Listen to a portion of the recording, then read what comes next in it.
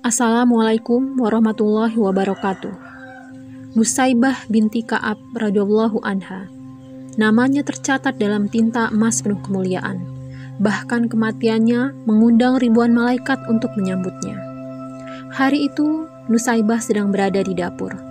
Suaminya, Said, sedang beristirahat di bilik tempat tidur. Tiba-tiba terdengar suara gemuruh bagaikan gunung-gunung batu yang runtuh. Nusaibah menerka, itu pasti tentara musuh. Memang, beberapa hari ini ketegangan memuncak di kawasan Gunung Uhud. Dengan bergegas, Nusaibah meninggalkan apa yang sedang dilakukannya dan masuk ke bilik. Suaminya yang sedang tertidur dengan halus dan lembut dikejutkannya. "Suamiku tersayang," Nusaibah berkata, "aku mendengar pekik suara menuju ke Uhud. Mungkin orang-orang kafir telah menyerang." Said yang masih belum sadar sepenuhnya tersentak. Dia menyesal, mengapa bukan dia yang mendengar suara itu, malah istrinya. Dia segera bangun dan mengenakan pakaian perangnya. Sewaktu dia menyiapkan kuda, Nusaibah menghampiri. Dia menyodorkan sebilah pedang kepada Said. "Suamiku, bawalah pedang ini. Jangan pulang sebelum menang." Said memandang wajah istrinya.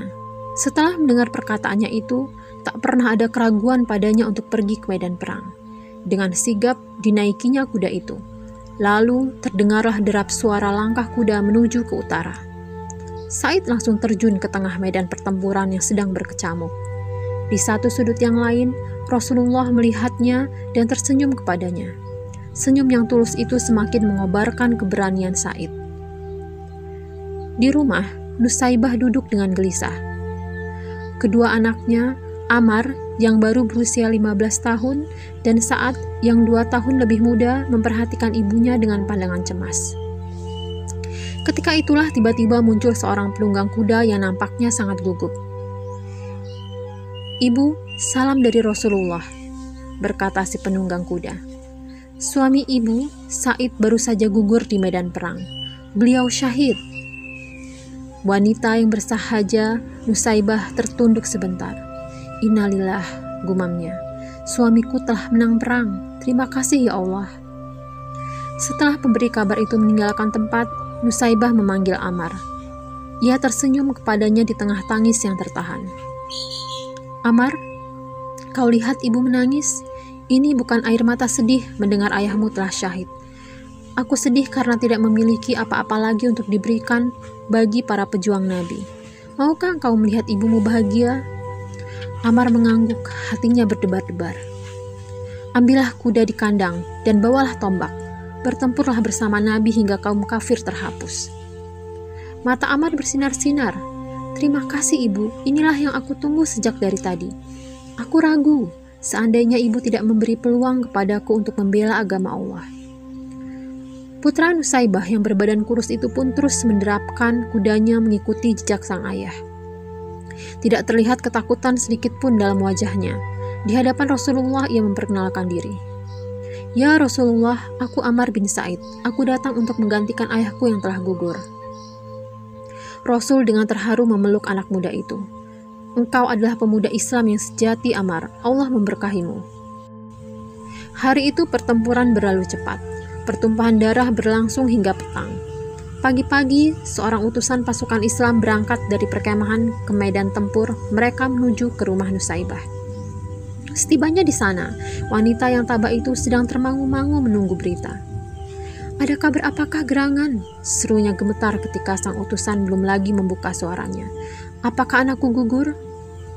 Suara itu tertunduk sedih. "Betul." "Innalillah," Nusaibah bergumam kecil. Ia menangis. "Kau berduka ya Ummu Amar?" Nusaibah menggeleng kecil. "Tidak, aku gembira. Hanya aku sedih. Siapa lagi yang akan kuberangkatkan saat masih kanak-kanak?" Mendengar itu, Saat yang sedang berada tepat di samping ibunya menyela. "Ibu, jangan remehkan aku.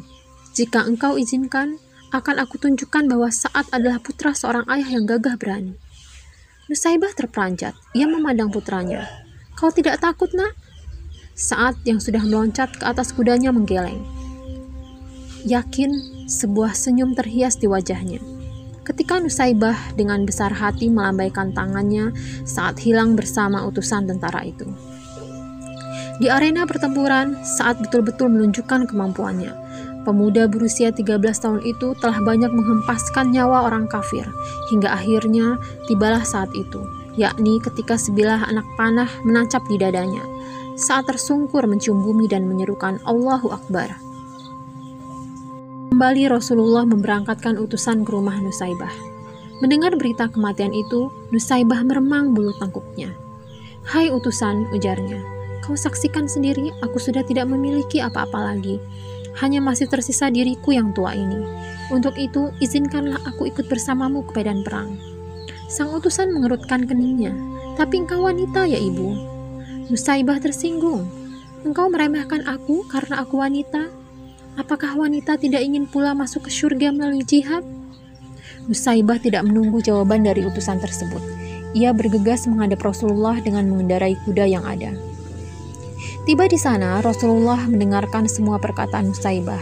Setelah itu, Rasulullah pun berkata dengan senyum, "Nusaibah yang dimuliakan Allah, belum masanya wanita mengangkat senjata. Untuk sementara, engkau kumpulkan saja obat-obatan dan rawatlah tentara yang luka-luka. Pahalanya sama dengan bertempur." Mendengar penjelasan Nabi, Nusaibah pun segera menenteng obat-obatan dan berangkatlah ke tengah pasukan yang sedang bertempur. Dirawatnya mereka yang mengalami luka-luka dengan cermat. Pada suatu saat, ketika ia sedang menundukkan dan memberi minum seorang prajurit muda yang luka, tiba-tiba rambutnya terkena percikan darah. Nusaibah lalu memandang.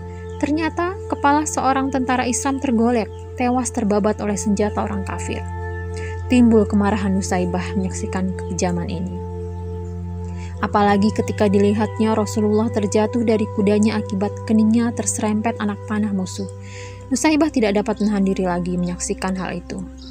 Ia bangkit dengan gagah berani, diambilnya pedang prajurit yang tewas itu, dinaiki kudanya, lantas bagaikan singa betina ia mengamuk. Musuh banyak yang terbirit-birit menghindarinya. Puluhan jiwa orang kafir pun tumbang. Hingga pada suatu waktu ada seorang kafir yang mengendap dari arah belakang dan langsung menebas putus lengan kirinya. Nusaibah pun terjatuh, terinjak-injak oleh kuda. Peperangan pun terus berjalan. Medan pertempuran makin menjauh, sehingga tubuh Nusaibah teronggok sendirian.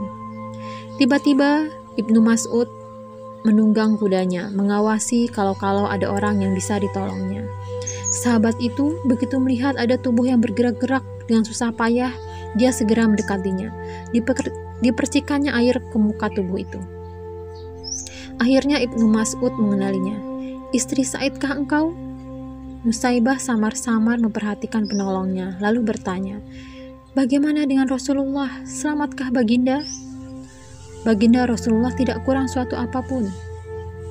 "Engkau Ibnu Mas'ud bukan? Pinjamkan kuda dan senjatamu kepadaku." "Engkau masih terluka parah, Nusaibah. Engkau mau menghalangiku untuk membela Rasulullah?" Terpaksa Ibnu Mas'ud menyerahkan kuda dan senjatanya. Dengan susah payah, Nusaibah menaiki kuda itu, lalu menderapkannya menuju ke medan pertempuran. Banyak musuh yang dijungkir balikannya, namun karena tangannya sudah buntung, akhirnya tak urung juga lehernya terbabat putus oleh sabetan pedang musuh. Gugurlah wanita perkasa itu ke atas pasir, darahnya membasahi tanah yang dicintainya.